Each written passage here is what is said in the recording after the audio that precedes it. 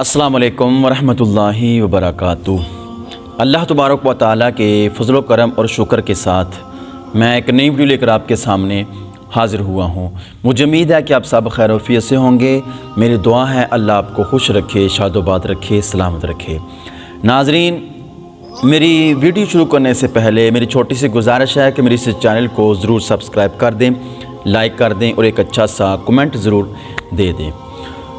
حضرت سیدنا نعمان بن بشیر رضی اللہ تعالیٰ عنہ فرماتے ہیں، ان سے یہ حدیث پاک مروی ہے، فرماتے ہیں کہ سرکار مدینہ علیہ السلام نے فرمایا کہ اللہ تعالیٰ نے زمین اور آسمان کو پیدا کرنے سے 2000 سال پہلے زمین اور آسمان کو پیدا کرنے سے 2000 سال پہلے ایک کتاب لکھی اور پھر اس میں سے سورۃ البقرہ کی آخری 2 آیتیں نازل فرمائی۔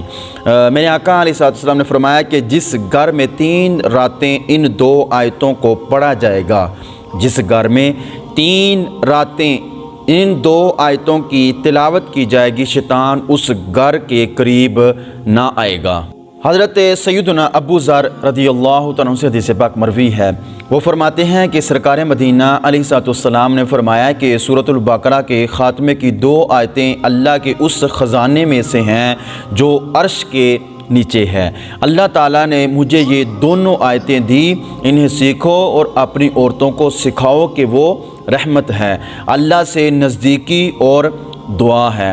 حضرت سیدنا ابو مسعود رضی اللہ تعالیٰ عنہ سے حدیث پاک مروی ہے، وہ فرماتے ہیں کہ سرکار مدینہ علیہ السلام نے فرمایا کہ جو شخص سورۃ البقرہ کی آخری